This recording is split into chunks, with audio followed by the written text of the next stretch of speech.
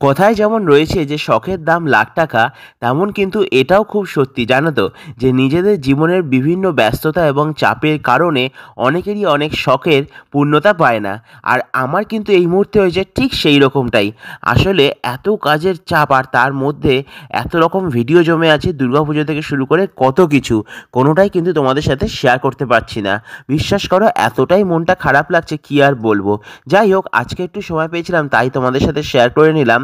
সপ্তমীর দিন তোমাদের বৌদির সাথে দুর্গাপুজোয় আমরা যে কটা প্যান্ডেল দেখেছিলাম তার মধ্যে একটা অন্যতম সেরা পুরীর দেশের প্যান্ডেল।